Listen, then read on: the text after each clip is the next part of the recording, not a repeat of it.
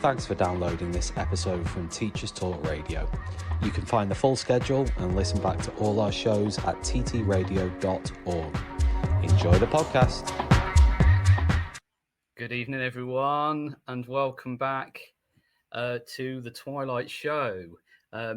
So, my guest and I, we've just managed to pop in at the last minute, as you do. So we've been rushing around today. It's been one of those days, guys. Today, I've been really busy doing this, that, and the other.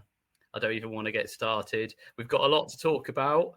I'm really happy to say that I've got a returning guest, and I've got Yannick with me once again. How are you doing, Yannick? Yeah, great. Yannick with a Y, by the way. It's the French one, not the Polish one. Oh, with a Y. Yannick with a Y. Oh, okay. Good. Right. It's really good to see you, though. And it's been a few weeks since we last had a chat. So Yannick and I have got a few things to catch up on. And we're just going to have a little bit of a conversation because a lot happens, doesn't it, out there in Eduland in quite a short space of time. Things kick off. You turn your back for a minute and it's all kicked off again. Now, what's interesting is that when Yannick and I were talking about the show this evening, Yannick sort of independently from me came up with a particular comment from a celebrity chef. And I think he did an interview or something, and he was talking about dyslexia. And it's one of those things where you see a headline or you see a tweet and everyone starts getting a bit annoyed and thinking, hang on, someone else is sticking their oar in and interfering.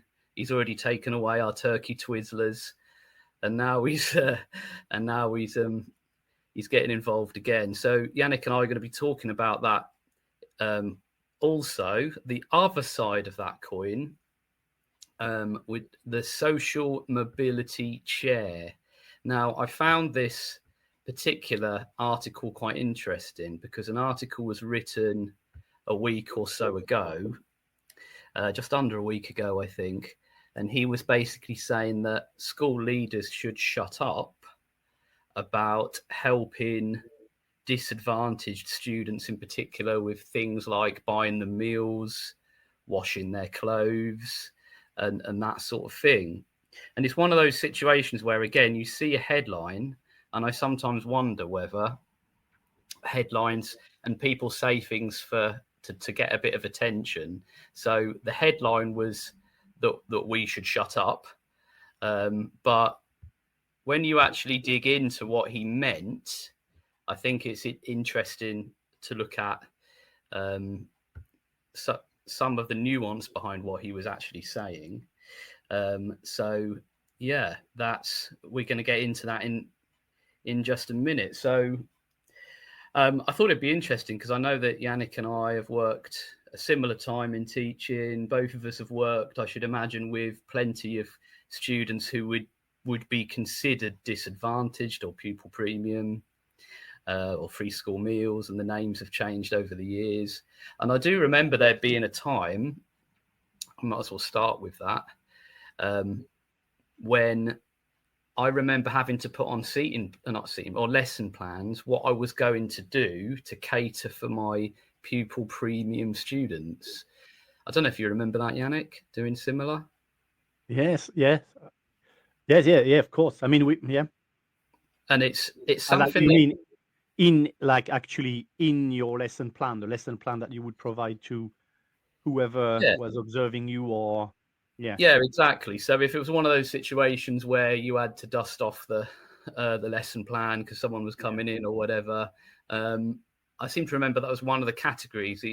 If you looked at the classic lesson plan, it was objectives and then, what the teacher was doing and what the pupil was doing, but also things like who were the SEND students, who was the gifted and talented, or and there was all sorts of things that they wanted you to look at. And I seem to remember there was a time when they wanted us to be really highly acutely aware of who our pupil premium students are. So I suppose, Yannick, I wondered what you thought. Are we, and going back to this article, the social mobility chair. I can't remember his name. Alun Francis, I think his name is. And he. So what do you think about his comments? Do you think that we maybe focus a bit too much on the students that are disadvantaged? Do we make too big a deal of it? Because that's what he's saying. He's basically saying if we keep saying we're helping, we're making a big deal of it. To be fair to him, he's not saying we shouldn't help them. He's saying that we should help them, but we shouldn't make such a big deal of it. Yes, it's very difficult. He also says that people always seem to want money rather than proper actions. I kind of agree on that. Money is not, you can teach. Yeah, the comment obviously was unfortunate and it made him look like an abs. So of course, us teachers and to be honest, it was inappropriate. I would agree with that. And I don't know how it came across, or as you say, maybe it's there as a title to make sure that us teachers, we're very good at being a bit reactive. We are a little, aren't we? We're not. Well, I can't say. I was going to say we're not very good at taking criticism, but that is kind of beyond criticism. So yes, it's quite right that it should be called out on that. But yeah, I don't think it's changed. I think in terms of teaching, we always got to be aware of our pupil premium and our disadvantaged students, because we do need to be aware of them and making sure that we cater for them. So that's part of our job. I agree on that. I think it's all the rest. Schools have taken on an awful lot of jobs, of parents' jobs. There's no doubt about that. If you work in a school, you will know that. A lot of social. When I see what. I think I work a lot, but when I see what the people in my school in terms of the safeguarding team and co have to deal with, I'm thinking, wow, I'm not sure I could do that myself. And sometimes, it's easy. I look at them and thinking, oh yeah, well, they're not teaching. But tell you what, they spend so much time with parents, with, some ludicrous stuff. The amount of students who are on some kind of plans whose parents are, whose dad or mom not allowed to contact them, or all these, and we've got to deal with that. Because it affects our school, and we've got 2 or 3 people full-time job, which is to go and talk to parents about all these things. I suppose in a way we are stretched. So, but I think when you said it's not money we want, it's staff to deal with it. So I don't like the way we want more money. No, we want more staff. Yeah, it does mean more money, but I think the wording is important, because money can be wasted in education on so many things. If you get 100 grand and you just spend it on nothing, it's nothing. But if you get one good member of staff on less, that will make a big difference. And some would say too many consultants, maybe too many people who are paid 100k plus. I think that sometimes comes under the spotlight when you have a multi-academy trust, and then you have people at the top of the trust. Dare we get into that? I suppose we all. I was going to say no. I think we'll leave that one for now. But that's great. You say a lot has happened, but I've seen the pens, I've seen the toilet again, and I've seen the concerts again. We can talk about it forever. Same things, It cycles, isn't it? Yeah, the pens and it all just goes round and round and round. If you hear, it's like fashion, isn't it? If you're here long enough, it comes back into fashion, doesn't it? And so some schools do struggle. And yes, I was seeing that article about the shutters in the toilet. That was just today, like in a school in New York. So parents were up in arms about this. And I know the school says it's outstanding school. It's been there. It's been outstanding for a long time, and they've had shutters on the toilet. Outstanding school. We have shutters on the toilet, and we are in all categories. So, Yeah, we decided we have shutters on the downstairs toilets. We decided, just because of the layout of the building, it was better that they go upstairs, because they were coming in and it was just causing problems. And I think schools, it's a difficult one, isn't it? Because you want to listen you want to be seen to listen to parents and other stakeholders who aren't necessarily seeing what's going on a day-to-day. And it's very hard to sort of square that up with someone who sees all the problems as a teacher. You see a lot of the challenges and on the support staff, as you've said, and the people who work in the safeguarding team, and they actually see what students have to deal with. I mean, like you said, mentioning about students, I heard a story. We don't get all the information for various reasons. It doesn't always filter through to us teachers, does it? So I heard a story about a young lady who's in my form, and it was quite a sad story. It turned out that she had been evicted, or her parents had been evicted from a house. She'd gone to live with her nan, or to move with her nan, but she didn't even have a bed. So she was sleeping on her nan's sofa, and she didn't even have a quilt. So the school bought her a quilt, and I heard this and I had a little bit of a sob. I know it's weird to say that online, but that really caught me, and I thought, wow, this child is dealing with this problem, and I had no idea that was what she was dealing with. So the disadvantage is, it's an interesting one. It's an interesting one because this guy is saying, Alun Francis is saying, I suppose he accepts. I mean, he says a lot of things, some of which I think are fair enough, and others I think maybe I don't really agree with. But I'll come back to one of them to some of those. Do you know, nothing is black and white, and that's the problem. You say something and people take it as black, and people take it as white, and then straight on it's falls apart, isn't it? I mean, the nuance is lost, isn't it? Especially if you're on social media, as we know. The nuance is lost. It's either you're on my team or you're on the other team. There's no there's no middle ground.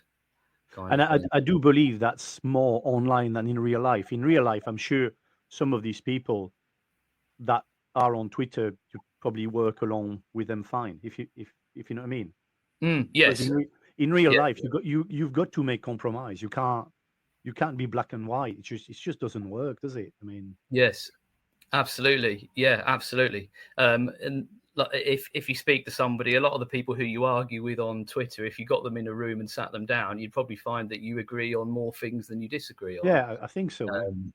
But people feel the need to be sort of make that their. Some people even make that their, I don't know, their identity is that they're there to fight for people we've sent. People will go online, parents of students who are autistic and things like that will go online, and quite rightly they'll want to talk about the struggles and strains that they have, which is perfectly understandable.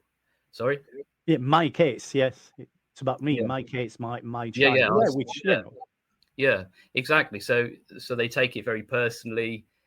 So then they're not prepared to listen to any sort of I don't know, intermediate position, let's say, are they? There's no sort of willingness to compromise at all. But yeah, so this idea was, and I'm just going to read a couple of things from this. He says, everyone's always supported Pupil Premium, but be discreet about it when you do it. And of course, everybody does it when you need to do it, but stop making out that your life is difficult, because what they're saying is the results here are not that good, because look at the people that come here. So what he's saying is that by constantly drawing attention to Pupil Premium, it's almost like you've already consigned someone who's from a disadvantaged background to fail. That is his point, I suppose. If we start to get into the mindset, I mean, I don't think I agree with this point, because as teachers, we work with all sorts of students. But that is his point, that if we get this idea in our head as a society, maybe, that people from a particular background where there's been some poverty, or and we write them off, perhaps. So we're saying you're disadvantaged, so we don't expect you to get very good qualifications or do very well at school. I don't know. What do you think of that? Do you think that by highlighting the issues with disadvantage, we are creating a narrative that disadvantaged students are never going to achieve? No, I don't know. I don't think so. I hope not. But I mean, again, it's not. I think some people do. Yes, some people do. Uh, wear that as a badge of honor. So some, even some kids, I think, will use that as an excuse because they're lazy, because they don't want to Mm. work, and Yeah. it's our job to raise their aspiration and to make to shape them, to challenge them on that. That's our job. Yeah, so with all the problem with all of our data, it is sometimes makes our job difficult because yes, sometimes you look at that data and treat people differently. It goes both ways. It's useful to know, and sometimes it's just not. When you teach a class, you want to teach them all the same thing and don't make any excuse for Yeah, anything. Well, exactly that. after that, you know your students, and of course, you if someone is struggling, you help them. But I think sometimes, yeah, sometimes it makes things difficult. Sometimes I think you make excuses for people, and you end up not challenging them when they're actually perfectly capable. Like. Yeah, I think you've nailed it there, actually. I think you've nailed it, because I'm just thinking again, if I know that a student's from a particular background, I maybe know that one of the parents is in prison, or one of the parents is absent for whatever reason, or there's some kind of trauma, in that child's life. Yeah, like you say, there's two ways that can go. I could feel very sorry for them and lower my expectations and say, oh, no wonder they're not behaving, because of X, Y, Z. Or I could say, well, actually, no, I'm going to be the person who puts those boundaries in place for you, because you don't have that person in your life. So Yeah. I'm going to be that person who puts those boundaries in place. So yeah, it's an interesting one. Sorry. Isn't that we are as teachers? We're just attentive to our students. We teach, and when something doesn't work, we just know, we change, we adapt, we talk to the kids, and we don't always get it right. That's why we've got these. I mean, we've all upset some students. I have, and well, tough. Things happen, and then when that happens, and the parents complain, well, that's fine. No hands up. I didn't know. I'm sorry. I apologize. What do you want me to do? Can I make it right? Okay, fine. Like I think that that's we are human as well. That was reading. I think that there was the argument about us complaining that we work so much. Well, okay, we do work hard. I think the big difference in our job is that it's draining because we are on the front scene 4 hours a day minimum dealing with students. We do not have a single moment to we don't have a break. When you in an hour in a lesson, that is draining. It is tiring. And okay, you could work long hours in other jobs as well, but yeah, you can have a coffee when you want. You don't have to deal with 30 kids there with all their needs. That is, I don't think people realize that bit of that's the people see, yeah, we work long hours as well. Yeah, okay, I know that. And I'm not saying, and people work hard as well, but the emotional toll on us is more than more than any other job. I can't think that maybe people who deal with people like that. The other jobs I can think about is people on the NHS. They're the same, on the front scene all the time. People go at them all the time. They can't. They don't have a break. It's relentless, coming all the time. That's hard. Yeah. That's hard. Yeah, absolutely. So it's like, yeah, and that's something I've said before as well, about this idea that as teachers, most people accept that teachers, we're more than just people who deliver content. We're more than just someone who stands up and talks about our subject for an hour and then that's it. So we have that in loco parentis. We have responsibilities to meet the needs and keep the students safe in quite a lot of ways. But then when is the opportunity to do that? It frustrates me. I have a form and I'll be told again and again from leadership teams I've worked with, The form tutor is very important. I agree. They're the first port of call. I agree. I need to know my students really well. Absolutely. But then when is the time that I have to really listen to those students and to work with them? I mean, even in form time, I've got 20 minutes in form. I've got to do the register. Heaven forbid I don't do that. Within 10 minutes?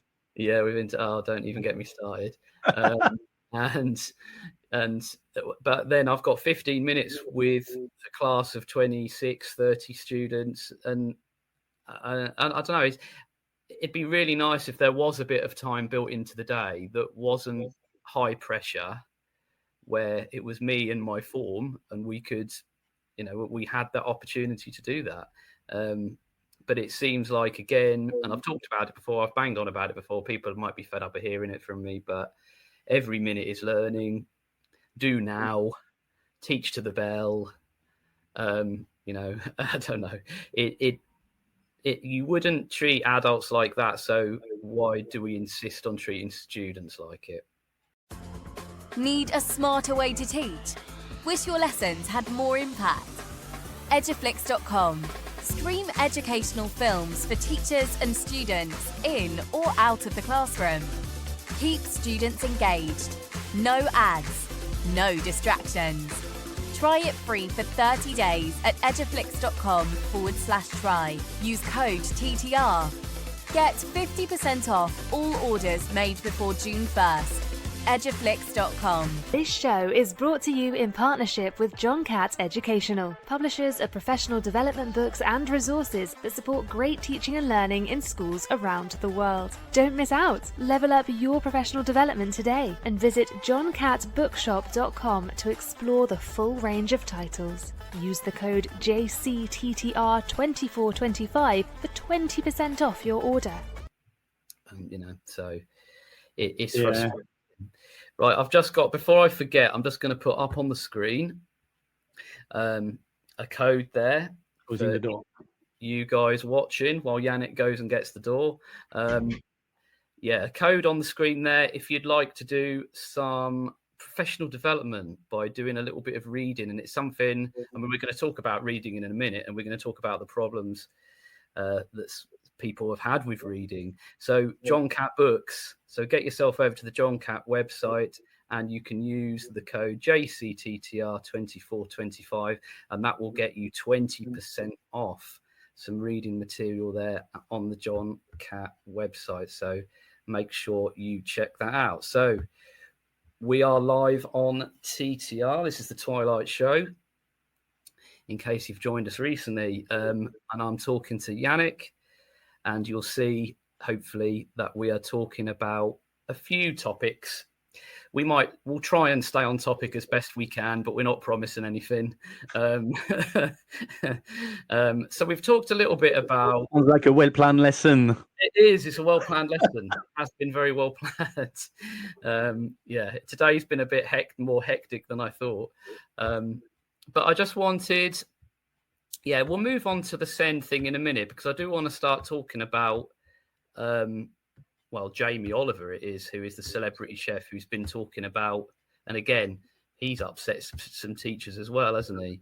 But just going back to, I just wanted to check I'd not missed anything on Alun Francis and some of his comments, because he'd made some other comments as well. He thinks that schools are bending over backwards with inclusion. He's worried about trauma-informed practice. Now, he is from further education, so I don't know how much experience this person has in secondary education, but these are just some of the things that he said. He says there's a lot of crackpot theories going around the inclusion world at the moment. Trauma-informed practice is one of these. So he's worried about trauma-informed practice. I think it's there's this concern. It's always this balance, isn't there, Yannick? There's always this impossible tightrope that teachers have to walk between sanction and support. And it feels like we're in an impossible situation there's absolutely no point in trying to please everybody because it's not going to happen. So do you think the trauma, what's been your experience in terms of trauma-informed practices? Has that come into your CPD at all much? Not really, not really as such, because it's kind of, I suppose students with needs are picked up by, I suppose, RSC and department. So we do get updated, and students have passports. So as teachers, I would say, that what's happened is now we are now more aware of the students who've got different needs and make sure that we cater for their needs. I mean, a lot of the time, these are little things. I think students who have real issues, yes, we know them as well. And then what is difficult is when they destroy your lesson, as they can do very easily.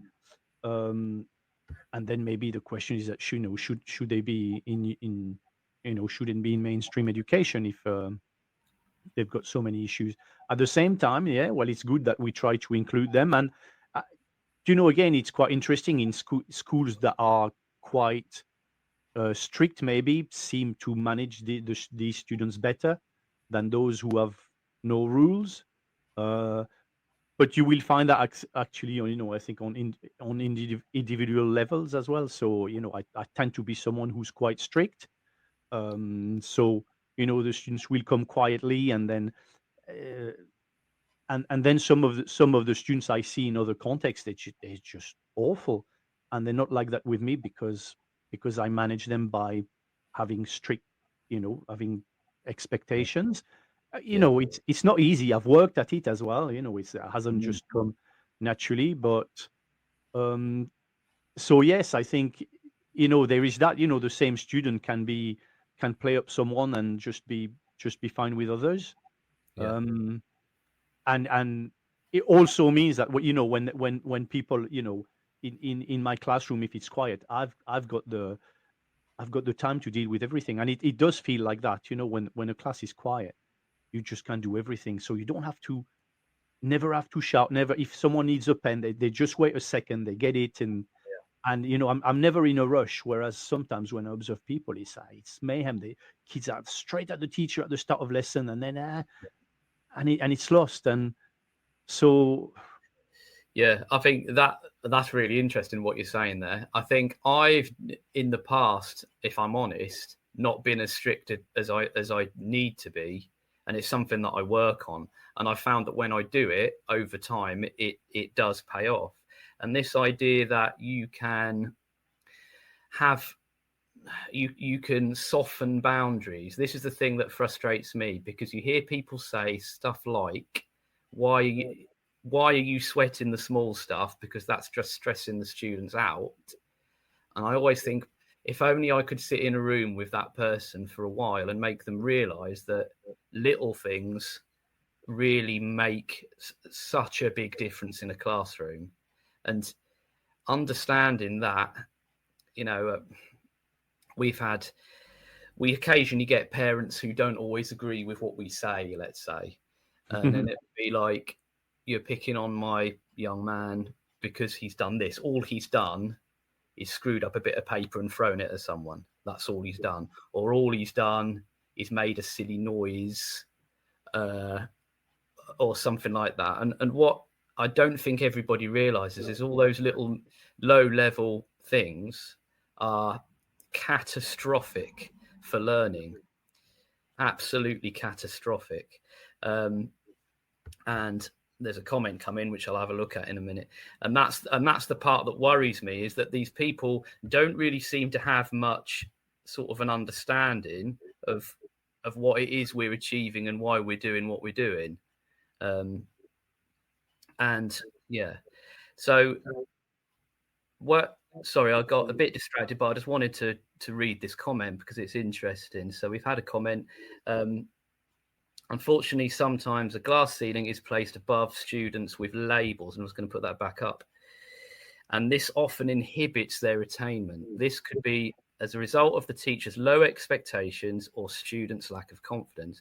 As practitioners, we need to move beyond those labels and teach to the top to ensure students make maximum progress. And that's, I mean, that makes a lot of sense. It's along the lines of what you were saying. Totally, yes. I mean, yeah. That comment from somebody on Facebook there, that's really, really useful. So again, that's what you were saying earlier. It is our job to give these students, to an extent we can understand, we can say, oh yeah, that I understand, that's difficult, that's tough. But fundamentally, we've got to give them opportunities that will break that cycle. If there is a cycle of crime, and that's the other thing that's come up recently, and it's something that gets mentioned in this article that Jamie Oliver, or about Jamie Oliver. I don't think he wrote the article, but it's about him, about the link to crime. And when you get into that cycle, what our job really is to do in an ideal world is to break that cycle, isn't it? To give students opportunities that they wouldn't necessarily have. I mean, I don't mean just us as teachers, but I mean at schools. That is our responsibility to give them those opportunities. Would you agree with? Yeah, absolutely. I mean, it's true that we are guilty of looking at students as data.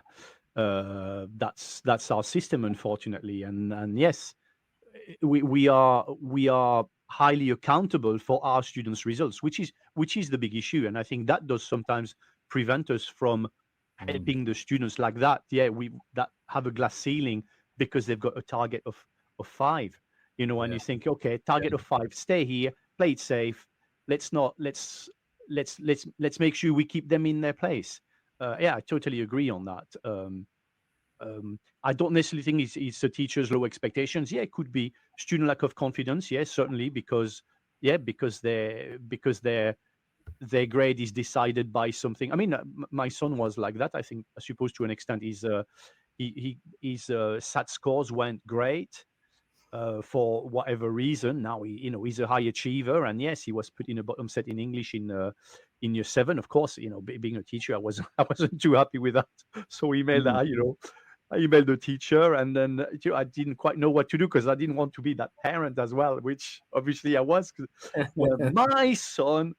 And and I was thinking, oh my God, it's in a bottom set. It's never going to be able to. He got an 8 in English. And he was writing stories at the time. So yes, I mean she's totally right on that. But it's also useful to have data. So it's I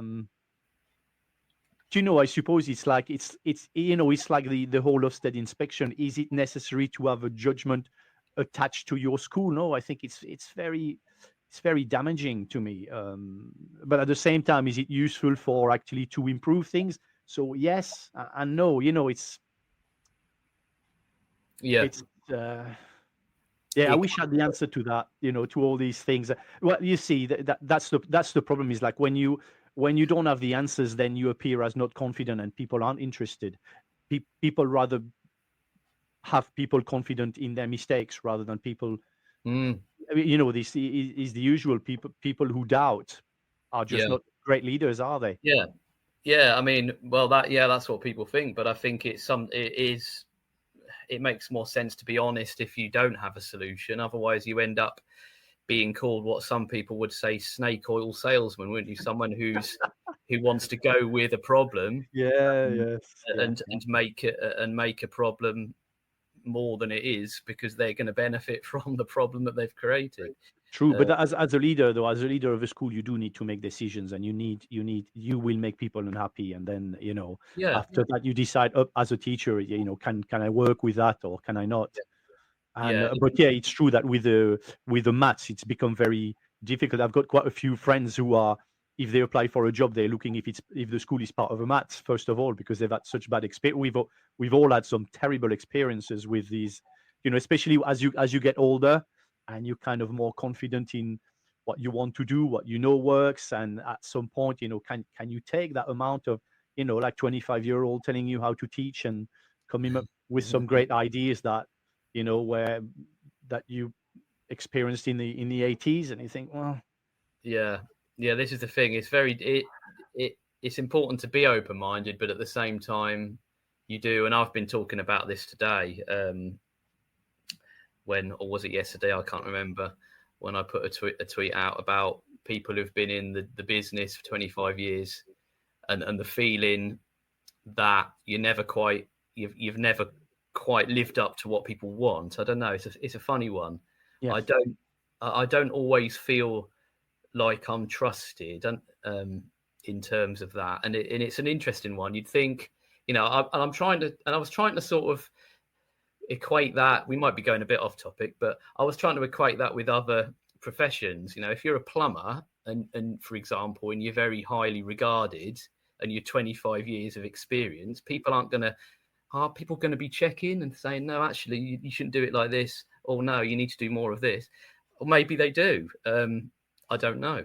There probably is more of that in a lot of professions and jobs, isn't there? People being paid to go and check what other people are doing. Yes, I mean, I think in a lot of corporate jobs is the same, where basically, yes, as soon as you get a bit older, yeah, you're has been, and then Yeah. we don't necessarily value experience. No, I don't think we do always as much as we should, and it is a measure of a good leader. I think if you meet a leader who doesn't mind being challenged, I think that's a good sign. I think it's a worry when you work with a leader who wants a yes man, because to me that's not leadership, that's micromanaging. And that doesn't work. So I'm just going to see if there's anything else on that. Yeah, I mean, they were the main things behind that particular article, and it was an interesting one. I mean, he did also mention, he said he's concerned about so-called behaviour management experts cashing in on young people's perceived mental health problems. His inbox is full of people writing to me with all kinds of snake oil. He mentions this term, snake oil. He's also concerned about a sense of learned helplessness among young people, particularly those who fail their English and maths GCSE, falsely believe that they're rubbish at them. What I don't like very much is his tone. I think in his position, that when you're going to say stuff like that, you're obviously going to alienate a part of the profession and of the parents. So I think the tone is a little bit strong. Yes, I think there's, and the problem is that there are quite a lot of things that he says that you could agree with, you end up not wanting to because of the way he says it. Like snake oil. Yeah. We don't like the snake oil. We don't like the snake oil. Yeah, that's a good word. But you're right. If you're going to annoy people, but what he said is, I might as well annoy everyone then. Because he's annoyed teachers, he's annoyed people with special educational needs, and the parents of people with special educational needs, probably, because he's just been very, I don't know, he could have said it in a much more diplomatic way and got a lot more people on side. A lot of crackpot theories going around about the inclusion world at the moment. I mean, anybody who's kind of, and there are people who do a great job at that. So anybody who will have been in that will feel, we'll take that personally. Of course you would. I mean, we do tend to take things very personally in teaching, even though we say to never take things personally. We are the first to take things personally.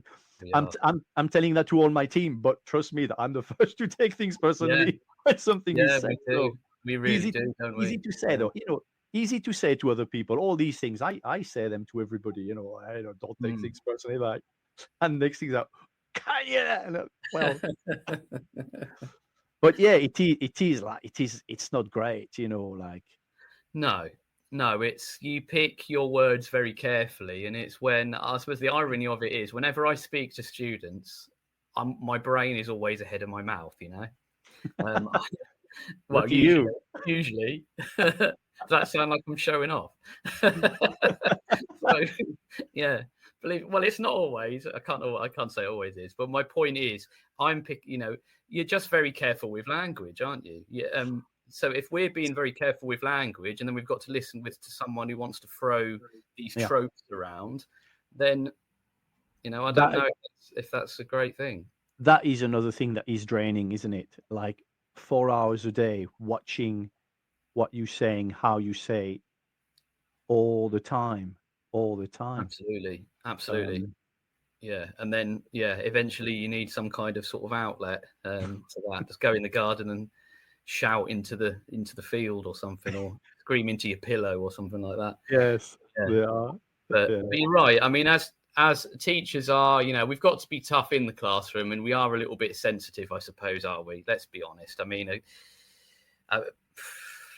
it's like I've said before, I can go on Twitter and get angry at someone who I didn't know existed 5 minutes before, and that's absolutely ridiculous. I shouldn't even be getting involved in these things. Right. I'm just going to mention the John Catt Bookshop before we then start going into our next topic.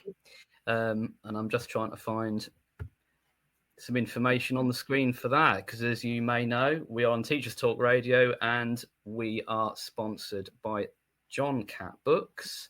So if you guys listening are interested in some professional development, having a little read around, if you've maybe got to do a little bit of CPD with some teachers and you want to impress them by showing you the book you've read, I did that myself recently. Not something I do very often, but you can get yourself 20% off with the code that's on the screen there, which is JCTTR2425. So get yourself over there and have a look at that one. Right. So, do that, yes. Yeah, let's do it. Yeah, absolutely. There's some good stuff in there, actually. Some really good authors in there. So we're just going to turn our attention to Mr. Oliver. Now, that was quite a good suggestion of yours, Yannick, about getting Mr. Oliver involved. Maybe not involved with the show. Maybe you can cook us something up later. That'd be nice. Jamie Oliver, not Martin Oliver. Oh, did I say Martin Oliver? No. Oh, sorry. Yeah. you said Mr. Oliver. Mr. Oliver. Yeah. Sorry. Yeah. Jamie. That's the one. Yeah, my mate Jamie. But he said he's talking about specifically dyslexia, isn't he? So what was it about that you wanted to sort of get into, Yannick? No, I can't remember. It was more the reaction of people. He should like instantly say, he should shut up and focus on his cooking. Like classic, innit? Classic. It is a classic. Can I just be honest? I nearly did. Because I've said before, I've gone and I've had a moan before on Twitter, as I usually do, to be honest, and it gets me. It's surprising how many people agree with me sometimes with my rubbish that I put on there. But I've mentioned before that there is a lot of interference, and I think I've mentioned it on here as well. Yes. Teaching gets a lot of interference, so it's very easy to look at Jamie Oliver's words and say, "Well, can you back off? We've got enough to do." But then when you actually dig into it, there isn't anything there. And somebody actually tweeted me back and said, someone who I've followed for a while and who follows me said, "Oh, I'm surprised by your reaction. I'm surprised by your opinion. I didn't expect you to think that." Because I'd actually softened to what Jamie Oliver was saying about dyslexia, and actually he seemed to be very much on the side of teachers. And what I found interesting about what he said is that he didn't read a book until he was 33 years old. He didn't properly read a book because of his dyslexia. He obviously struggled at school, found his own way, obviously became very successful, as we know. But he also talks about the link between dyslexia and permanent exclusion. There's another one to get into, permanent exclusion. But he said there's a link with that, and obviously there's a link with dyslexia and again prison, ending up in prison. So yeah, it's very interesting. Do you think people like Jamie Oliver getting involved can be generally a good thing? Well, I mean, he's done quite a lot of good things he tried to sort the food. Did you remember when he did his program? I thought it was amazing. At the end of the day, I think he cares, and that's what's important. And again, maybe you don't like what he says, and I'm not particularly offended or don't take it personally either. He's talking about his experience. and it's fine. I think we should. I mean, everybody has a contribution to make to education in a way. I think making these comments is the same. Well, maybe not, but it's like being a spectator watching a football match. Everybody's got their opinion. Everybody. I'm not sure necessarily, that everybody's got their own idea. At the end of the day, there's a coach there who's doing it, and you may not agree with them, and you may want things to improve. I don't know. I think it was interesting that so many comments were shut up and do your thing. I think I'm not sure why. Like why would you be offended? I always find. I think we do, anytime that education is mentioned, we somehow take things very personally, us teachers, and I say us, sometimes I do as well. But it's like, it's like if you said something about the French, and I'm French, but I don't particularly think, oh, you've offended me and my country, Well, if you talk about education, you talk about teachers. Well, I don't feel personally attacked if it's not me. I mean, I can, something is mentioned. So, and I've also worked with awful people in education. There are some truly awful people. Shocking, really. So they are in my profession. And if someone says they are awful teachers in education, I'll say, yes, actually, I agree. I mean, obviously, I'm not one of them. Yeah. But, I'm not. I'm not going to say, well, well, how dare you say that? How dare you insult my profession? Well, to be honest, that's good advice. Probably some advice I should take on board, if I'm completely honest, because you're absolutely right. We take things very personally, and we do get a reputation for not listening, don't we? Yeah. Ironically, But that's because we are passionate as well. So sometimes you can't have everything. If you weren't passionate, then nothing would happen. Sometimes I think, I'm like that. I'm vocal and things like that. But then when people tell me, because I'm like somehow people will tell me to shut up and blah blah, and I'll say but okay. But I say that because I'm passionate. You've got to understand that as well, and that's fine. When it says, they've told me to shut up to the passion, and then we move on. But I think it's very easy to get into arguments. We do that all the time. If we didn't, it'd be strange, wouldn't it? So it's kind of not. And the problem is that sometimes we just take it too far. It's because we don't give ourselves the time to slow down or take a seat back.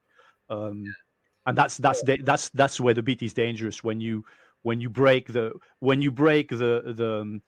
conversation or the debate, because then you become personal. And you do, because that's your way to get back at people. So I wish I could put my hand on my heart and say I've never done that, because I'm sure I have. I have as well. I mean, we're human as well. That's there's nobody there is virtuous. Some people think they are. Some people think they are, unfortunately, always right and always correct. And okay, good on them, But it's very difficult to appreciate somebody else's point of view, isn't it? As and walking a mile in their shoes and everything. It's obviously. And we deal a lot from our experience as well, which can be, vastly different. Like from the school I work now, and from the school my kids go to. Some of the things, my kids go to an outstanding school, and some of the stuff that I do in my school, there would be absolutely no need for that in their school.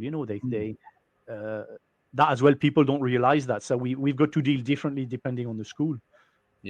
As well. Yeah, I think so too. And obviously, being a parent as well, you are looking at it from those two angles, aren't you? And I think sometimes people might forget that teachers are also parents. But And like you say, we don't want to be the parent to create a fuss. But at the same time, when you're a parent, and you've taken off your teacher hat, and you're fighting for your child, and you can understand that people would want to do that. I do think there's a bit of a disconnect, though. I think the things that we're trying to do in school, and I'm bringing it sort of back round to behaviour again, because it's just something that rumbles on and on and on, doesn't it? So, it's just a never-ending thing. So it's uniform, and it's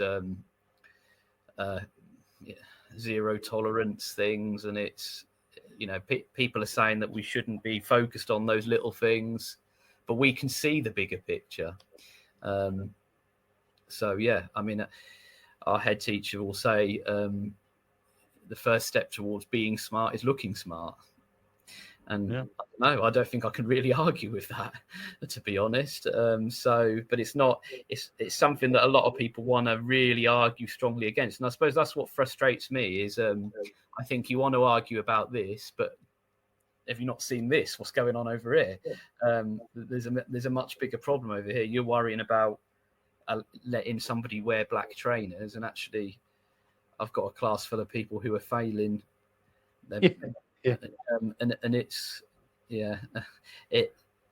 that's sometimes a bit of a frustration, because I think if you could get into a room and sit down with parents, I suppose that's where parent voice is important. Get them in, get their opinions, have opportunities for them to do it, I suppose.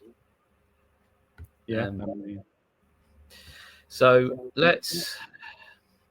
what else can we say about this Jamie Oliver thing? I'm just going to have a little look at it. So he wants, again, there isn't really anything controversial when you look into it. It says his main focus on the need for teachers to be better trained in the special needs that a quarter of each of their classes can have. So I think he's talking about the fact, and it mentions in here, roughly 10% of students could be dyslexic. He says specialists and scientists point out that teaching in ways and with materials that help children with dyslexia can help the entire class. No detriment is suffered by the majority by incorporating services from them as well. If anything, the introduction of multisensory learning and so on lifts all boats. So it's quite interesting. He's done his homework, to be fair to him.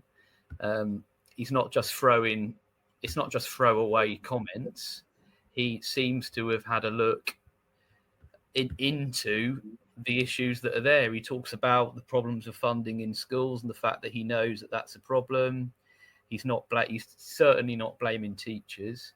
He's saying here are some statistics I found interesting. Students with dyslexia are now 3.5 times more likely to be expelled. I've not heard the word expelled for a while, but that's the word they use in here, than those without. So 3.5 more times likely to be expelled. Expelled students are 200% more likely to get involved in violent crime. And an estimated 50% of prisoners have had a learning disability, often only identified once they are residing at His Majesty's pleasure. So what he's saying is he wants more focus on the diagnosis, I think, and more focus on supporting teachers with training and ways of teaching that can support dyslexia. I mean, it's very hard to disagree, to be honest, with anything he's saying. I mean, there's no doubt that students who struggle to read, struggle to do math, how can they be engaged in school? But I think there should be some time taken to go back to the basics, because how do you want to move on when you don't have the basics? Some kids who can barely read. I mean,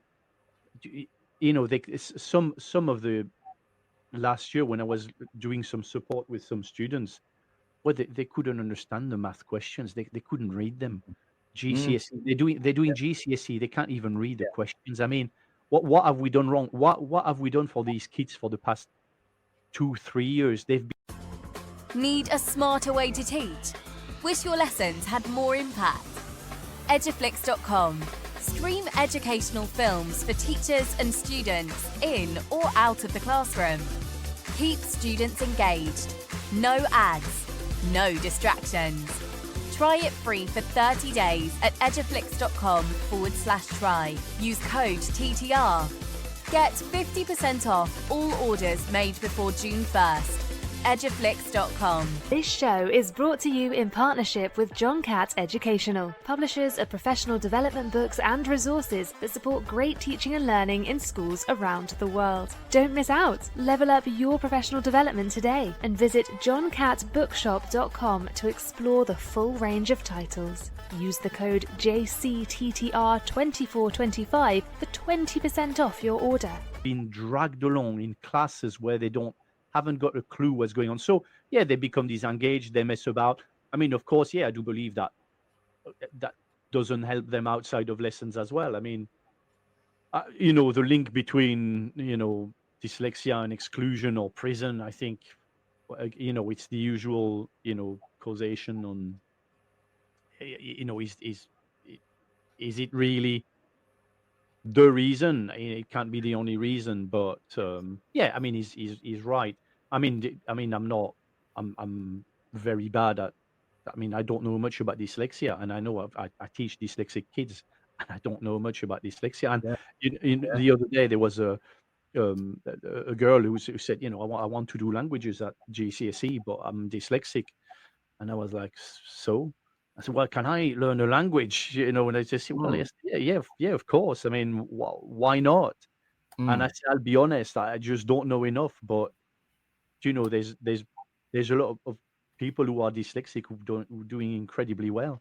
And I was starting to, it was a bit embarrassing because I just didn't know enough. And I said, what does that mean for you? Being dyslexic, what is it in your everyday life? What do you struggle with? Yeah. And then we had an interesting conversation, but I thought, actually, I don't know what it means for a kid. I've never asked that question to a kid. Say, well, so what does it mean for you? How do you, how can I help you?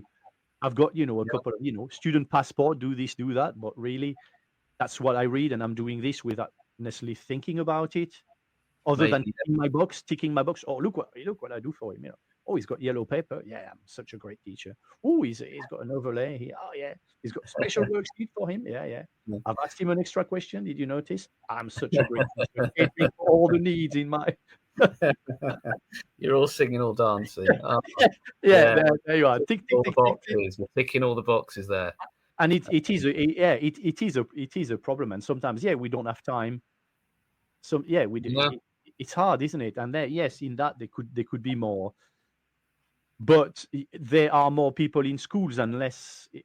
There's more people everywhere and less people to do the job. So that's that is hard. It's hard to know. It's such a difficult thing. I mean, I do think about I'm just trying to think about a student who's just come into my mind, who I teach, who's a year 8, and his behaviour is really not very good, but I can tell that he's not being deliberately badly behaved. I can tell that he's not choosing that he wants to be badly behaved, but he can't on any level engage with the work. And I don't think he can really read very well. So he's probably avoiding work because he knows he's going to fail. And I'm not saying, I mean, it makes me think that's the sort of student we're talking about, isn't it? That we're thinking, why is this student misbehaving? And and we say, right, we've got to clamp down on this behaviour by giving the student a detention. But that student may not even know they're dyslexic. They may just think they're a bit stupid and they can't read. And it's, I don't know. This is, this is blowing my mind a little bit, even thinking about it now, to be honest, because again, you're going to get, I don't want to fall foul of the chap we were talking about earlier, who when I'm making excuses for him now, aren't I? I wonder if he's pupil premium. He might be pupil premium, and now I'm making excuses for him because he's pupil premium. So, to see what I mean, it's an absolute minefield, isn't it? Because you won't. I don't think we'll ever win. So, you had John Bold the other day who was talking about his technique. That's quite interesting. Yes. And he's talking about having worked with dyslexic students. I might need to get him back on and to talk about that. But now he does 1-to-1 though. You know what I mean? That's the kind of stuff we need. You can't. Well, I'm not sure if you can apply that to a class, but people like that one-to-one who can actually, so but he's also saying that what we do is not right, basically. But yeah, well, it's hard. Yeah. I mean, I'm interested to know, because as you said a minute ago, if someone said to you, how could you change your lesson or resources or the way you do things to support someone who's dyslexic, I don't think I could think of much. I suppose, if anything, I'd try and take away the need for lots of reading, but what they really need is more reading and practice. Maybe they need the visual support as well of the coloured paper. I think does make a little bit of difference. I think, ironically, black text on white is often the worst thing for them. Someone said to me. Purple or lilac? That now you've got to be very careful. Purple is not lilac, and that they could are go different very shades. wrong. I mean, we got to a point with that, which was, last year. Yeah, I had a big issue with a student. I provided a purple paper when it should have been lilac, and I was like, okay. Yeah. Well, the only reason I know what lilac is because potassium burns with a lilac flame, and I know that that's pink in my book, but we call it lilac. So that's the only reason I remember it. Yeah. You stick potassium in, and it burns with a lilac flame. So that's how I'd remember it. But otherwise, I wouldn't have had a clue. So interesting. So you see, lilac to me is the color of the flower, the tree, and it's purple. So, but I was wrong, obviously. Yeah. So there you are, and I was wrong. Well, I don't know. You just prefer that color. It's just your preference. So yeah, but the colors can be a frustration. But I mean, I don't think I've got a problem with what Jamie Oliver's saying personally. I think that, in a nutshell, I was a bit irritated to begin with. I did that typical teacher thing where I had a knee-jerk, what are you doing? Stop interfering with our profession. We know what we're doing, kind of thing. And some of the abuse he then got about one of his restaurants had to close down, or I don't know.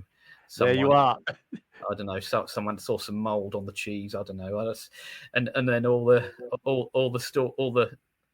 the insults come out. That was, well, no, that wasn't funny, but yes, that's classic, isn't it? You say something, and then of course he's a celebrity. He says something about another profession, and I say, well, would I say something about your cooking? Well, I mean, it could be. I wouldn't dream of giving you advice on. No, exactly, yeah. Exactly. But also, why not? I can have an opinion on cooking and food as much as he can have an opinion on my job, and he might tell me to shut up as well. What do you know about cooking? And he might be. Maybe chefs are a bit like teachers. If we start, I don't know, if we start having a go at how they make their pastry or something, maybe they're really defensive. They do have a big ego as well, don't they? Of course they do. Yeah, of course they do. You know what I mean? Yeah. We all do. Let's face it. Right. We've just gone a little bit over an hour. I hope that I just want to thank people who have listened and watched along. If you've done so, if you've joined us, you've missed some interesting discussions on Teachers Talk Radio here on the Twilight Show, and I think we've probably covered quite a bit of ground there, Yannick. What do you think? Is there anything that sort of I've forgotten to mention? No, I mean, we could talk forever. So yeah, absolutely, and we'll probably chat a little bit in just a minute after the show. But yeah, we, as you know, we're teachers. We like talking shop. I hope the people listening, it probably bores a lot of people and family members and so on, and that we do it, but. A friend of mine told me that the common name for a group of teachers was a bore of teachers. You can understand. Yes, I totally. But we're not going to take that personally, Yannick. No. We're going to take our own advice. It is no longer my friend. To take away. Everyone listening, Yannick's advice for you to take away is we take things too seriously. We just need to chill out, guys. We just need to chill out a bit. I'll probably, shut up. You should be saying that. Right. Okay, I'd just like to thank once again everyone for listening, and I want to thank also very much to Yannick for giving up his time once again this evening. I really appreciate it after a tough day that you've come and you've had a little bit of a chat, and we've covered some interesting topics. So thanks ever so much, Yannick, for coming on. It's really good to see you. Thanks a lot. And that's about it from us then, guys. So once again, thank you to everyone for listening. And I will see you hopefully again in a couple of weeks back here on Teachers Talk Radio on the Twilight Show. Have a great evening, everybody. Goodbye. Outstanding, a world-class vision, a world-class this. I'm a real leadership geek, honestly. I've spent my whole career reading books and chatting to people. I just find the whole thing and the announcement, the way it's been announced, bizarre. If you could move away from a model where teachers are so intensely focused.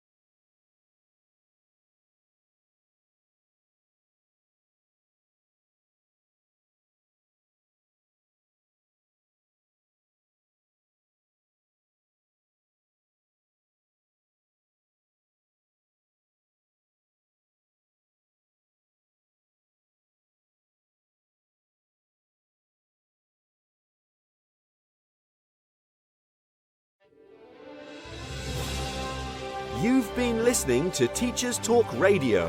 Tune in live and listen back at ttradio.org. We look forward to hearing from you next time on Teachers Talk Radio.